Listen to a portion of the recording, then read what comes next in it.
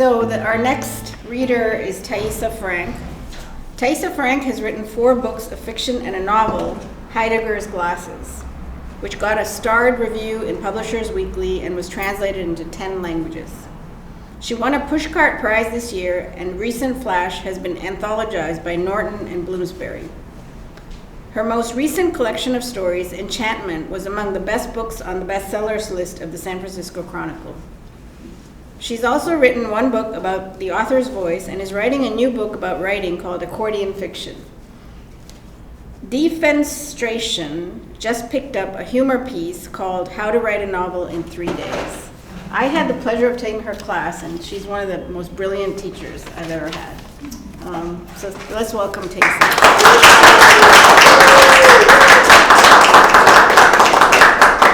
Salia, thank you. And I do want to thank Salia in a really major way, because when I was doing a pilot course of my class on accordion fiction, Salia asked the greatest questions. And as a result, I changed a lot of it and changed the title. So, and I'm really happy to be here, and it's great to be in this new space, and thanks to everyone for coming.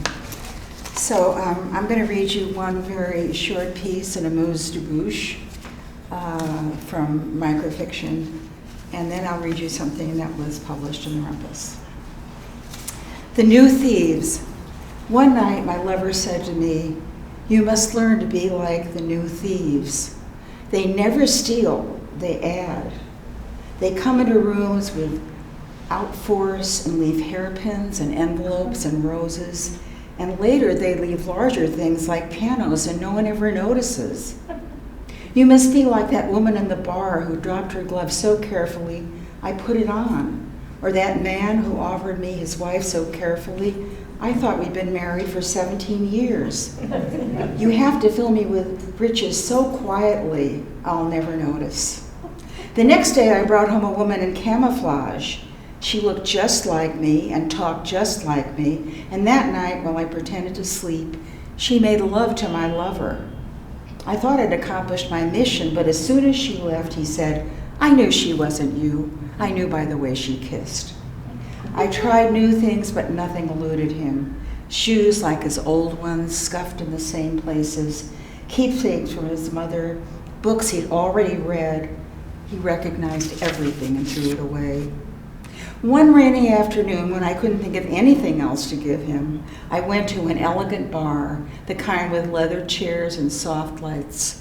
I ordered chilled white wine, and suddenly, without guile, the bartender smiled at me. That night, while my lover slept next to us, we made love. And the next morning, he hung up his clothes in my lover's closet. Soon he moved in, walking like a cat, filling the house with books. My lover never noticed, and now at night he lies next to us, thinking he's the bartender. He breathes his air, dreams his dreams, and in the morning when we all wake up, he tells me that he's happy.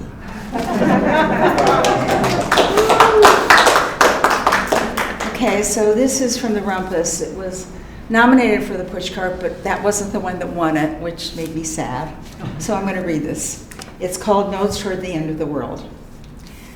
The train to the end of the world looped back to Reykjavik so the professor of Icelandic studies could leave. We watched him from the window, his tweed jacket curled over his trousers, waving off photographers. Professor Gunnarsson joined us because his partner left him for another man, and the end of the world seemed better than living alone. But after 2 years, a different life bloomed in his mind. His house moored from a clouded flat with bottles of empty Brennivin to a cottage surrounded by lupin. He was sure his partner would come back, and he reminisced about the dark, sweet bread called rikavad, explaining how stale pieces are simmered with raisins. To qualify as passengers, we had to promise to do the right thing when we came to the end of the world. If it was ice, we died quietly, like Arctic explorers who left letters for their wives in the snow. If it were fire, we'd burn without moving, like monks protesting famine and war. And if it were the beginning of the world, we'd embrace the Big Bang. Over 2,000 people applied for this journey, and 150 were chosen. We were interviewed in Switzerland and put up in private houses where hosts, impressed by our bravery, prepared elaborate meals. What is your marital status? Do you have children? Do you have any food or drug allergies? Why do you want to go to the end of the world? Many of us wanted to go to the end of the world because we've been unlucky in love, and the end of the world seemed better than the world we were in. But we didn't mention this on the questionnaire because we thought we'd be disqualified. The professor wrote he hoped to find an unknown language, and I wrote I'd studied geology and wanted to see new rock formations. In truth, I discovered my husband sleeping with a neighbor after he trampled my garden because she was allergic to flowers. The train has a mechanism that allows it to glide over ice floes, tundra, mountains, and oceans.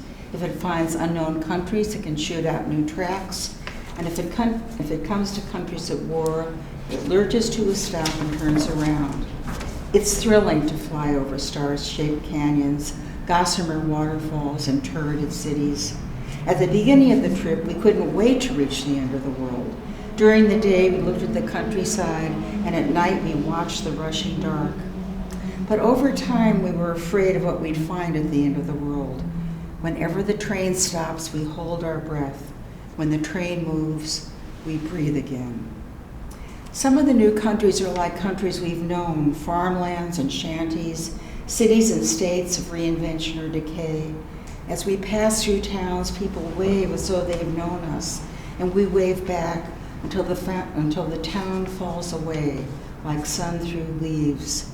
We've seen horse-drawn carriages, ancient motor cars, peasants with flocks of geese. They greet us in a language we've never heard and race by the side of the train with loaves of bread. Once a woman offered me a quilt with embroidered violets. It reminded me of my garden, and I held out my hands, but a strong wind blew it away. Sometimes we have a sense of having lived in these towns, loved their children, known their lives, but soon there are more towns, and the last one fades without a trace. We thought we would reach the end of the world in a few months, but the more time went on, the more we began to dread what we'd find. Whenever the train stopped, we grew more and more frightened, and until we felt to turn around and lurch forward.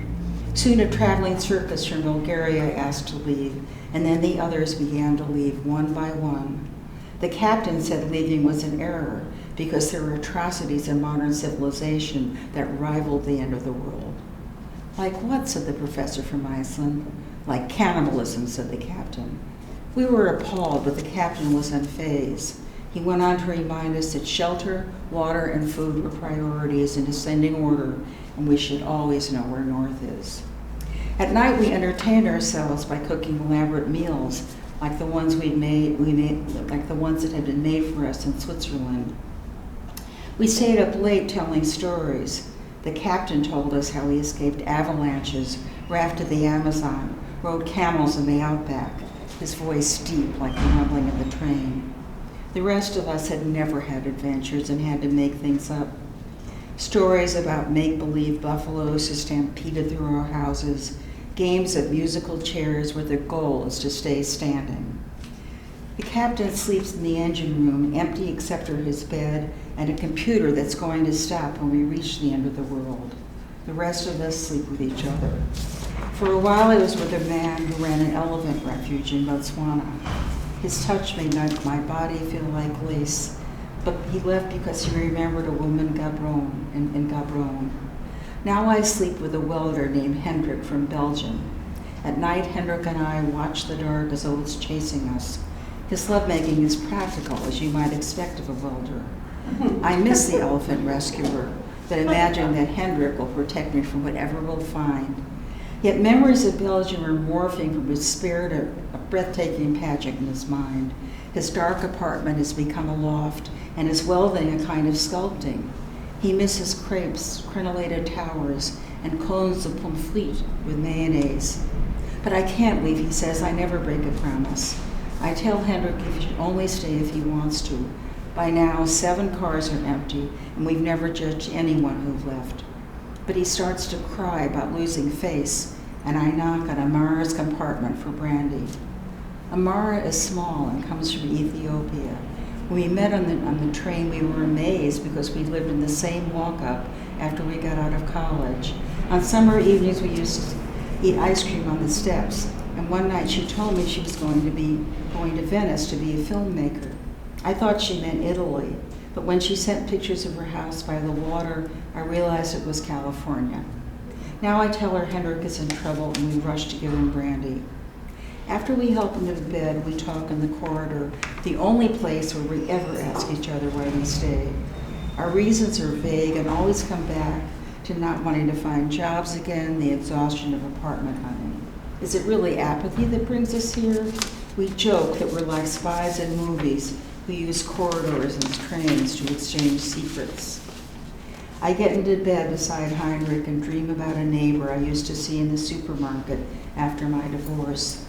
Keep in touch, she always said, as if I lived in Siberia instead of downstairs. Every time I saw her, my sadness lodged in my pocket like a stone. When I got home, I set the sadness down with my groceries and hoped it would go away, but it only pretended to disappear. This morning it's on my chest, and Hendrik is moaning in his sleep. I leave and have breakfast with the captain. He came from Nebraska, I came from Illinois, and we bonded over low skies and flat plains. We agree that if you see them from a distance, the earth and sky seem stitched together as though they're the end of the world. His big hands never stop cutting up steak and eggs while I tell him my dream. He says when people don't live out their adventures, their dreams become the mercury wings that Da Vinci strapped to a lizard to create a dragon. The silver wings rose and fell, but the lizard could never fly. And this is why, he says, the dreams of the people on the train are frozen rivers. We think we want adventures, but we run from them. The captain, on the other hand, has crafted a life of adventure, like the Arctic explorers who left letters in the snow apologizing to their wives for not being a good husband. He's lived freely, defiantly, answerable to no one.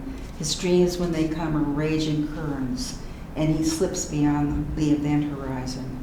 He says the end of the world will be his final adventure. I tell him Hendrik may leave, and the captain says he's already guessed and it was bad judgment to get involved. He also says, not for the first time, that he's never thought of sleeping with anyone on the train, even though women kept asking for tours of the engine room.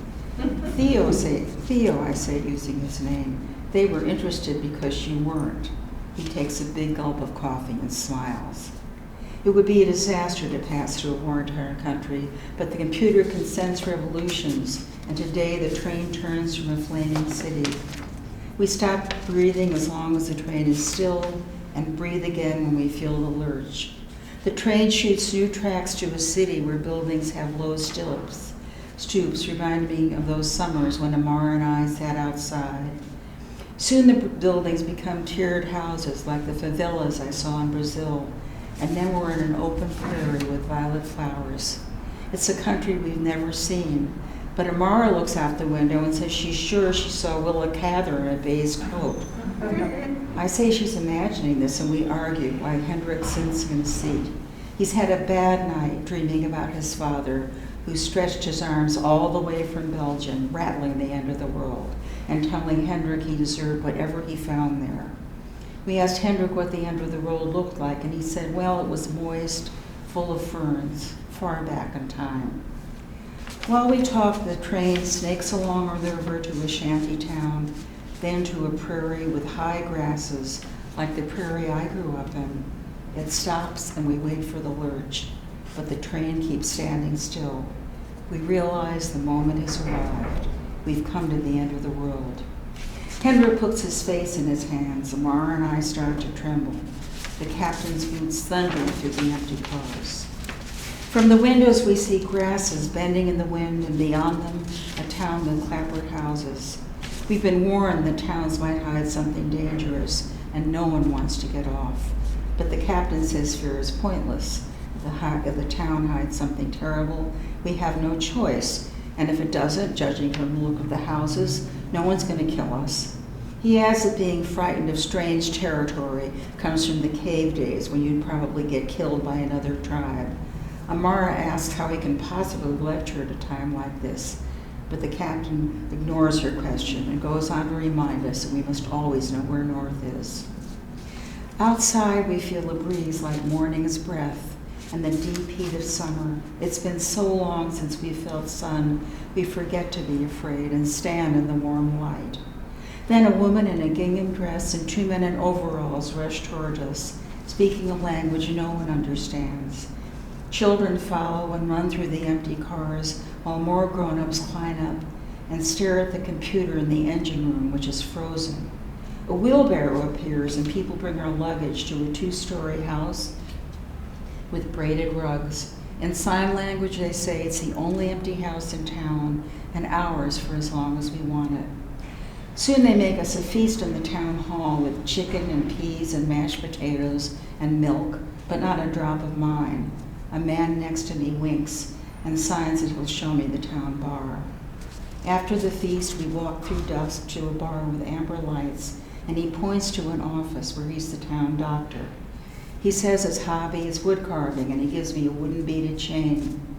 The next morning, Hendrik leaves. Sure, he'll find his way to Belgium, but the rest of us keep our promise and stay. There are shops to take care of and town meetings to go to, and a whole new language to learn. Children still play in the empty cars where they find necklaces, photographs, a circus master's top hat, whatever departed passengers have left behind. Sometimes I walk to the end of the world. The earth and sky are stitched together just as I imagined as a child. The seams are transparent, and when I touch them, they're soft, peel away, and give away in my hands. I'd like to leave against them, but I never do, because no one knows what lies beyond them. All of us are startled by our new lives. Amara is living with a town dressmaker. I'm living with a doctor in a house with abundant gardens. And the captain married a widow with a teenage daughter who runs wild, and he stays out late and won't listen to anything he says. Sometimes he comes over and asks me what to do about her, and I tell him I don't know. He puts his head in his hands and tries not to cry, as he thought it would never come to something so ordinary. When he starts to weep, I make him walk to the static horizon where the earth meets the sky. Take heart, I tell him. We've come to the end of the world.